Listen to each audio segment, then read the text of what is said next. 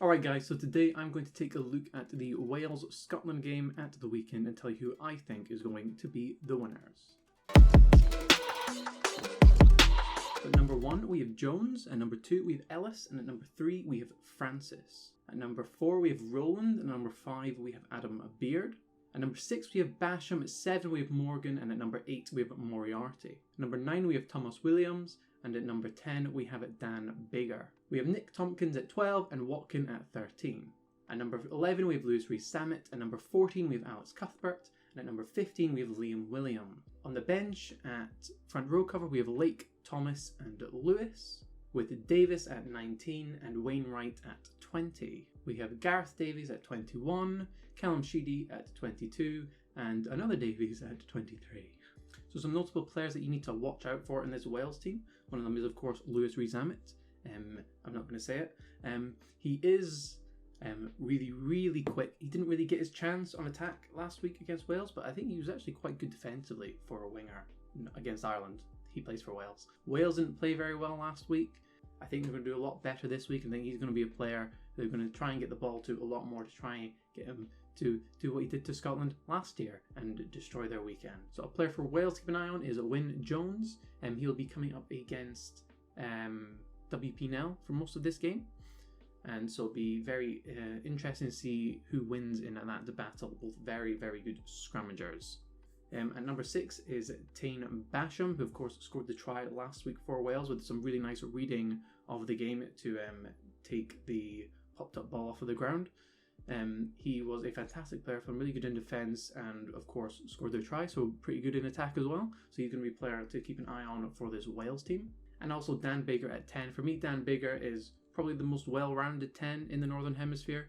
He's maybe not the best at anything, where some other players in the Northern Hemisphere may be better at passing, better at kicking, better at running, but he's got a really well-rounded game where he's really good at all of them, and that makes him quite hard to actually defend against for teams coming up against him, because they're not quite sure if he's going to run it, if he's going to pass it, if he's going to kick it, and so he's another player to keep an eye out on this Wales side. At number 1 we have Pierce Schumann, at number 2 we have Stuart McAnally, and at number 3 we have WP Nel. At number 4 we have Johnny Gray, and at number 5 we have Grant Gilchrist. At number 6 we have Sam Skinner, at number 7 we have Hamish Watson, and at number 8 we have Matt Fagerson. At number 9 we have Ali Price, and at number 10 we have Finn Russell. At number 12 we have Soni Tuipulotu, and at number 13 we have Chris Harris, with Duhan van der Merwe at number 11, Darcy Graham at number 14, and Stuart Hogg at number 15. At number 16 for Scotland we have George Turner. At number 17 we have Rory Sutherland. At number 18 we have Sander Fagerson. At number 19 we have Magnus Bradbury. At number 20 we have Rory Darge. At number 21 we have Ben White. At number 22 we have Blair Kinghorn, and at number 23 we have Cameron Redpath.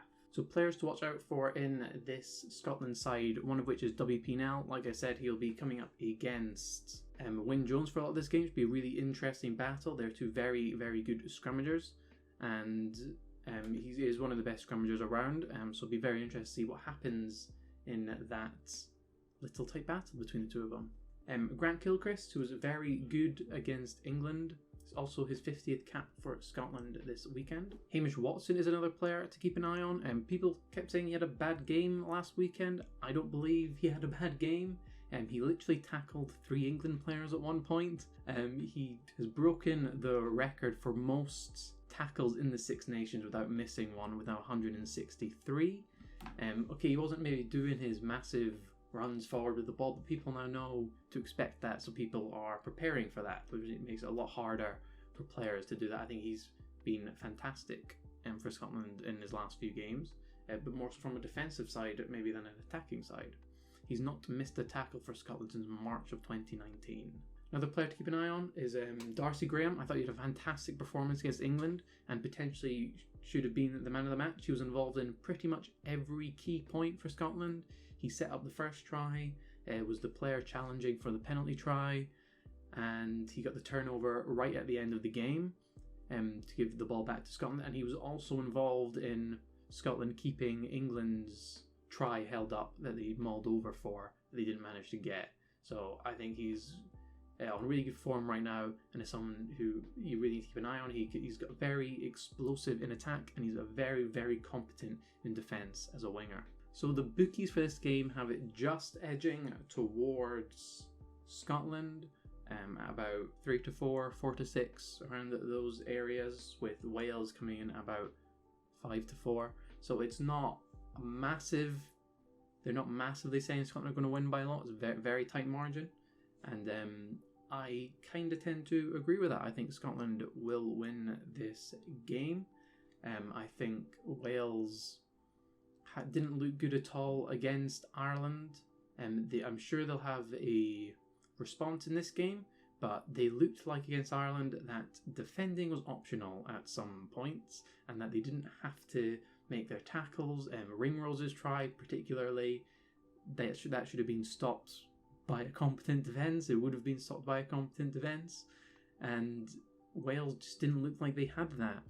So I think that's going to be a struggle for Wales, is to deal with the Scotland attack if Scotland get more ball than they did last week against England.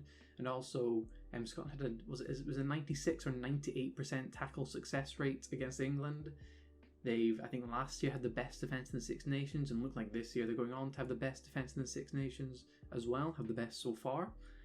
So Wales are going to really struggle to break down the Scotland defence, where I think Scotland are going to break down this Wales defence much easier than England last week.